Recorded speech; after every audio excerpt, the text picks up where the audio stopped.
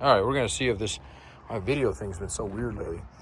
Okay, Jeremy here, Jeeps Unlimited, partsbreakers.com, 303-666-9020.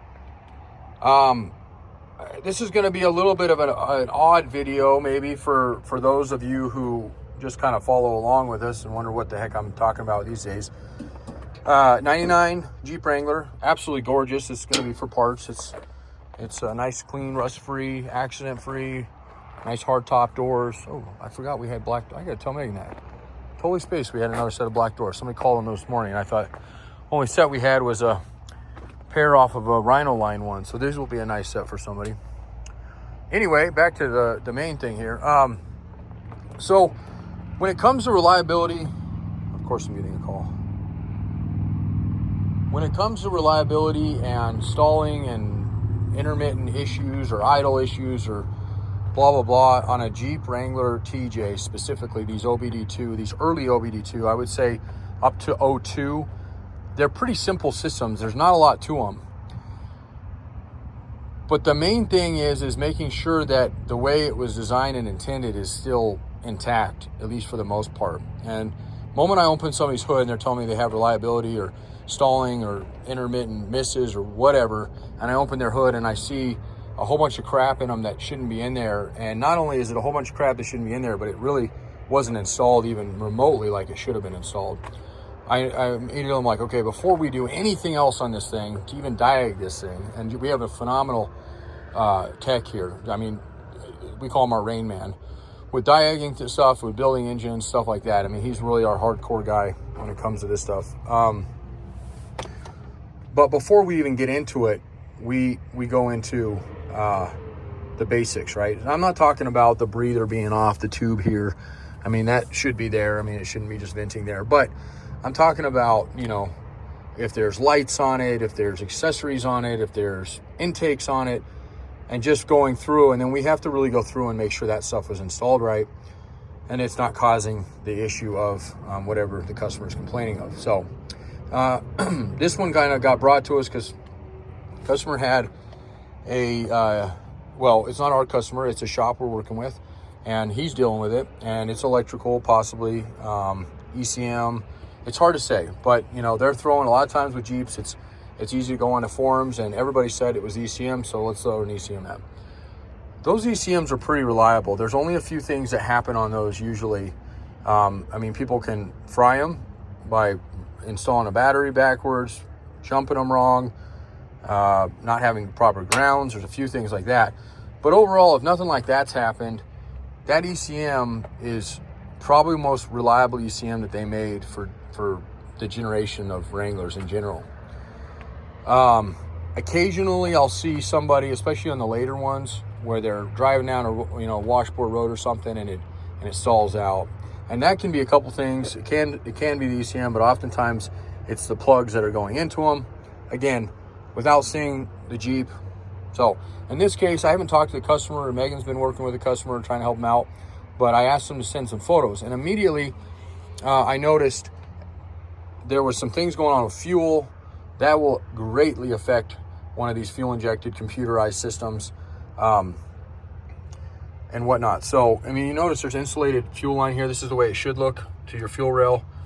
It's a small line. It's got insulation up through here, and that's because the heat of the motor, you know, it kind of compacts through this area. So you can, you know, people will break these often and then patch them together.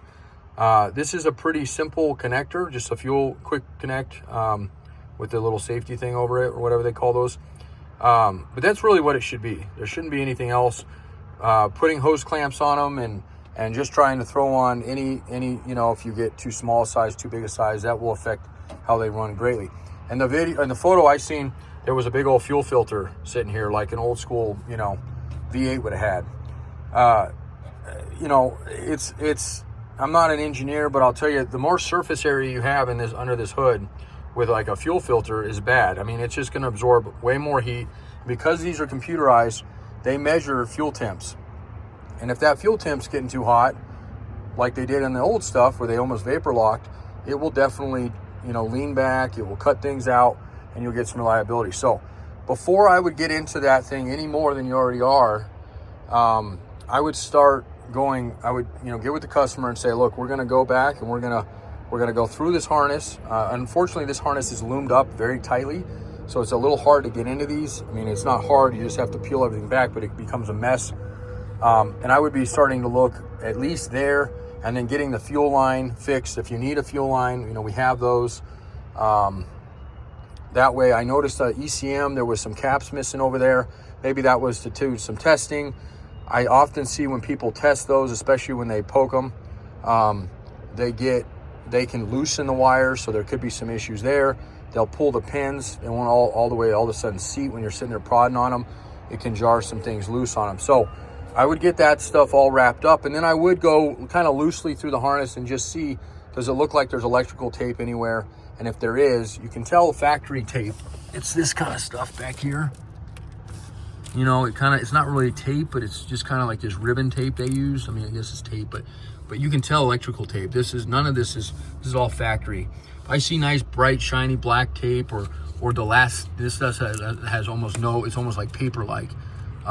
If it's elastic, like normal electrical tape is, I immediately start going, okay, what have they done there, and whatnot. So with all that said, that's where I would start on what you're working with, and get it back to as much factory. Use this video. I'll try to go through it a little bit more, just nice and slow, so you can, and I'd be happy to send photos, and go from there. And it may end up being where, you do find an area they've been into with the harness, whether they've put something in it or they've tested something, but it's very difficult at that point to say, okay, this is not the culprit. And a lot of times we find the harnesses are usually more to blame than the ECMs are. And it can be either or, but it's usually one or the other. The other reason I say go harness first, at least look at it first, is because you can fry an ECM. If your harness is what shorted your last ECM out, especially with that one already having a rebuilt ECM in it already, that immediately tells me they've had an issue with it. And it's very likely that the harness, if it is the culprit, it's what's shorting out the ECM. So anybody that sends you an ECM, you plug it in, you could be shorting that ECM out as well. Don't go off of, well, mine ran this way before, so this one's not, this isn't it. I mean, it's very possible it still is the culprit. But if you're dealing with other issues, grounding issues, plug issues, tapped in wires, butt connectors, all the BS we see in these things, that would be the first and foremost place that I would start. Okay, so hopefully that helps a little bit. Again, this is a 99. You can see right there. Okay, now this one is a 99 with California. You can always tell. You can run the VINs too. This one's got California emissions on it. Didn't come out of California, but it's here. And I do see this a lot, so you always want to make sure. That's another thing that you could be running up against too, is you could have an ECM not from the right era, from the right year, from the right model. It could be a California versus federal, or a federal versus California. That will make them run rough. O2 sensor issues, putting in O2 sensors that aren't factory, and the ones you have to splice into are notorious for causing cutout issues on these Wranglers. These Wranglers like the factory stuff on them. Injector clips, I mean, this one's got you can see the little plastic safety tab is popped on that one. But nonetheless, it's there, and I drove this Jeep 200 miles, so I know it's good.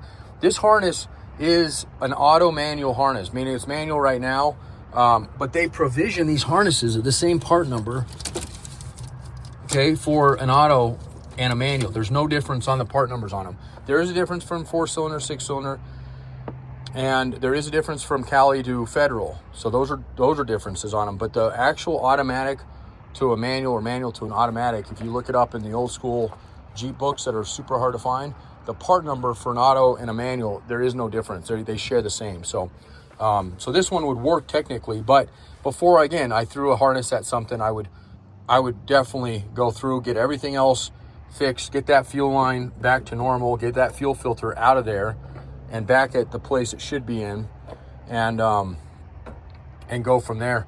And it should have one in the back. I mean, they all do. So if they've moved it up front for some odd reason, my guess is if they did, it's probably because they broke a line up here, and instead of finding the line, they just went down and got hose and thought, you know what, let's throw a filter on for good measure. And that's the worst thing you can possibly do on a TJ is put a fuel filter up in this compartmental area. So, okay, so 10 minutes, not too bad considering I normally do 20, and I got guys calling me, so I got to run. Again, Jeremy here, Jeeps Unlimited Parts Breakers, 303-666-9020. I'm going to have one more video here in a second. You can take a look at that one. It's going to be describing a manual to an automatic conversion. We also go automatic to manual conversions. We sell all the pieces, bits, and everything else. So if you're interested in doing something like that, for anybody else that catches this or always wanted an automatic, or your wife wants an automatic, or vice versa, let us know, because we do have all the factory, so it goes in the same way that Jeep would have done it. All right, again, 303-666-9020, partsbreakers.com. Thanks a lot.